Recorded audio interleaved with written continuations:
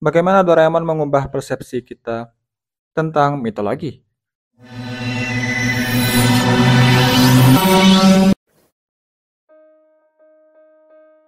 Dahulu kala banyak orang yang mempercayai dan sangat meyakini akan semua cerita-cerita mitologi dan cerita rakyat yang terjadi di masyarakat.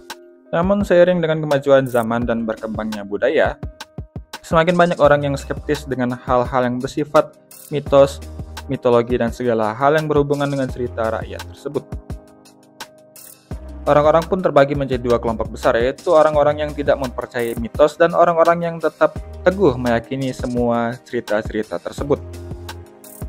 Terlebih di Jepang bisa dikatakan cukup unik, di mana kebanyakan orang Jepang banyak yang tidak terlalu meyakini mitologi agama mereka, namun di situasi tertentu atau pada event tertentu mereka bisa berpindah haluan menjadi sangat meyakini kepercayaan tersebut. Ya, memang secara definisi sendiri, mitos adalah cerita rakyat yang menyebar secara masif dari satu individu ke individu lain dan bertahan secara turun-temurun serta diyakini kebenarannya meskipun terkadang tidak ada bukti yang bisa menyertai kisah-kisah tersebut. Itulah kenapa kebanyakan orang yang hidup di masa modern seperti saya dan kita semua biasanya tidak terlalu meyakini hal-hal yang berhubungan dengan mitos karena tidak sesuai dengan logika dan juga ditambah dengan tidak adanya bukti yang menyertai kisah-kisah tersebut.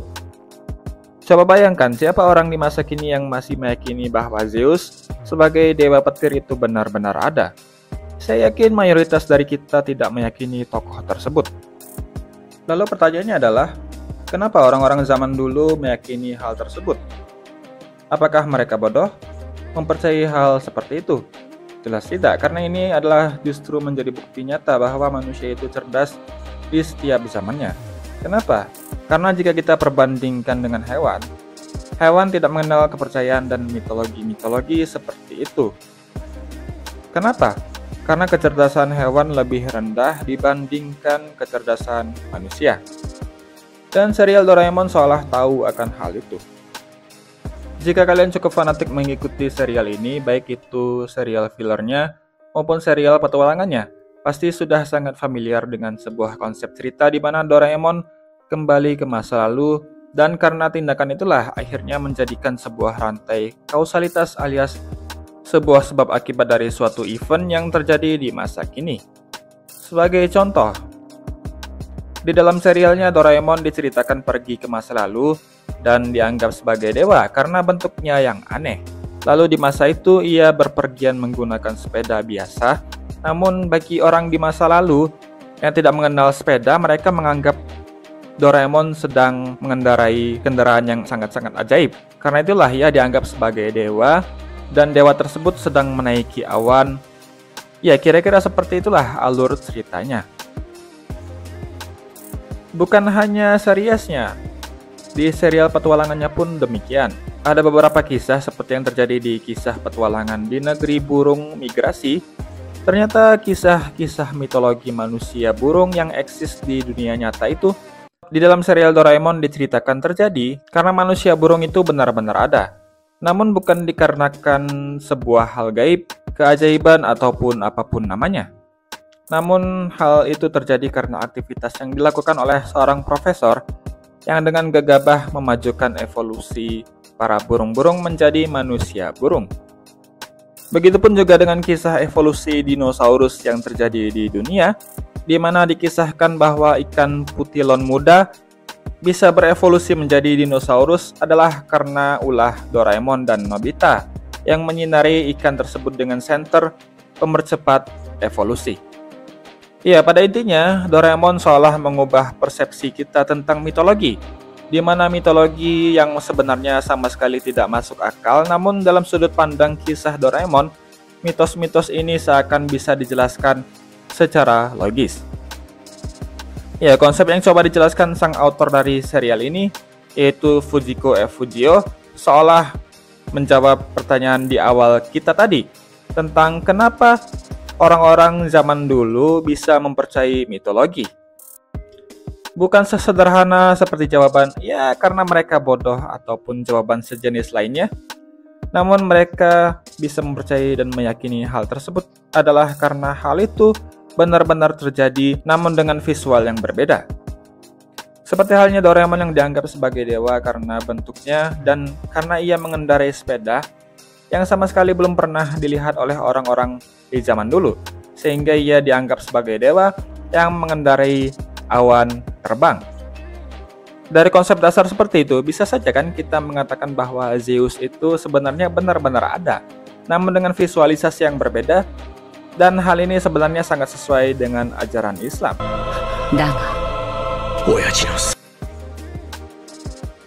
Ya, jika kita mencari-cari sejarah penyembahan berhala yang terjadi di dunia ini, pada awalnya semua penyembahan berhala tersebut dilatar belakangi ataupun pada awalnya diawali dengan sesuatu yang sangat-sangat sederhana. Pada awalnya para berhala-berhala tersebut sebenarnya adalah orang-orang yang benar-benar ada dan pernah eksis di dunia.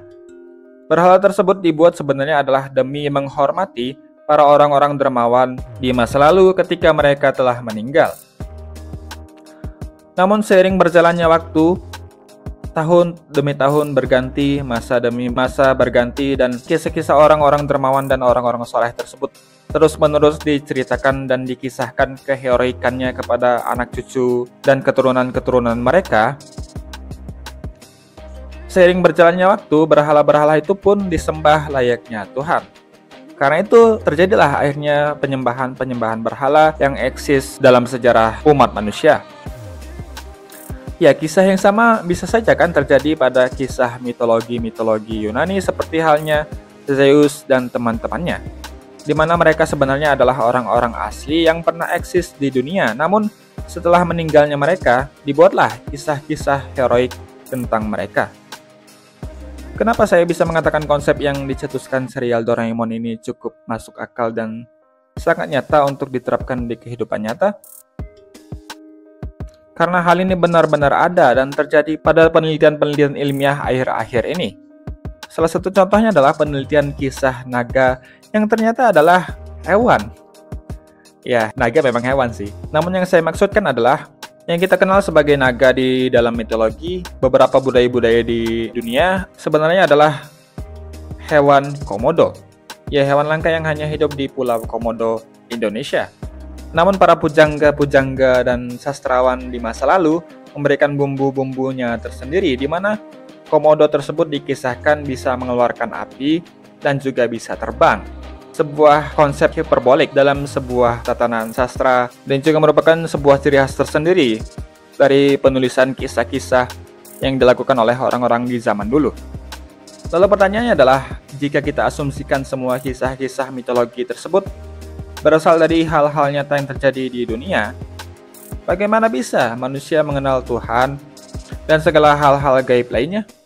Ya, dengan semua konsep tersebut bisa kita simpulkan bahwa hal itu yaitu manusia mendapatkan informasi tentang Tuhan, roh-roh, dan segala hal yang gaib-gaib lainnya tersebut pastinya dari sesuatu yang nyata.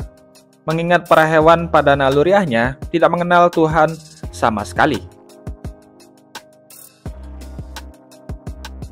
Dan ini juga didukung dengan pernyataan dari seorang penulis buku bernama Karen Armstrong bahwa semua agama itu berasal dari satu pohon yang sama.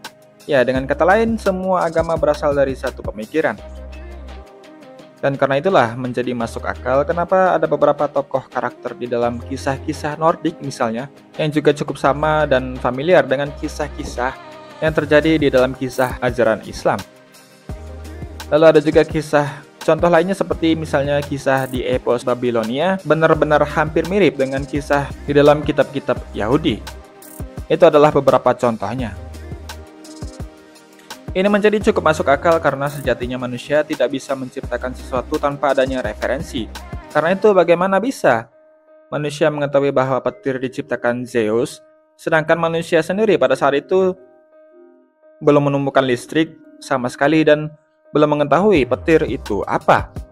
Alih-alih mereka menyembah petir, mereka malah menyembah Zeus sebagai dewa yang menciptakan petir. Ini sangat aneh, bukan? Apa yang bisa kita pikirkan dari fenomena ini? Ya, jika kita mengambil teori dari sudut pandang dari kisah-kisah yang ada di dalam serial Doraemon, Bisa saja Zeus sebenarnya adalah ilmuwan listrik yang hidup di masa depan, namun ia kembali ke masa lalu sehingga dianggap sebagai dewa oleh orang-orang Yunani.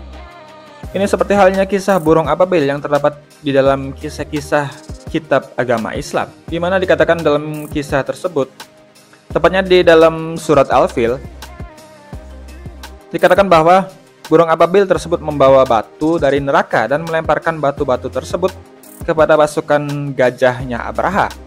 Ya, seperti yang kita ketahui bahwa bahasa-bahasa Al-Quran itu kan seperti halnya bahasa sastra yang penuh dengan banyak hiasan dan ilustrasi-ilustrasi seperti layaknya sastra-sastra lainnya. Bagaimana jika kita bisa berimajinasi bahwa sebenarnya bisa saja kan para burung Ababil tersebut adalah pesawat-pesawat tempur F-16 yang kembali ke masa lalu. Ya, teori yang sama juga bisa kita terapkan pada kisah salah satu pengikut Nabi Sulaiman yang memindahkan istana Ratu Balkis dalam satu kedipan mata saja. Ini sangat masuk akal jika ia menggunakan alat-alat di masa depan untuk melakukan hal tersebut. Ya, siapa yang tahu? Wallahu a'lam bishawab. Oke, mungkin sekian dulu pembahasan kita hari ini tentang ajaran Islam di dalam anime serial Doraemon. Semoga bermanfaat untuk kalian dan jangan lupa juga untuk like, subscribe, serta jika ada kritik dan saran bisa kalian sampaikan di forum Egagology. Linknya di deskripsi. Akhir kata, assalamualaikum warahmatullahi wabarakatuh. Insya Allah kita bertemu lagi di video-video berikutnya.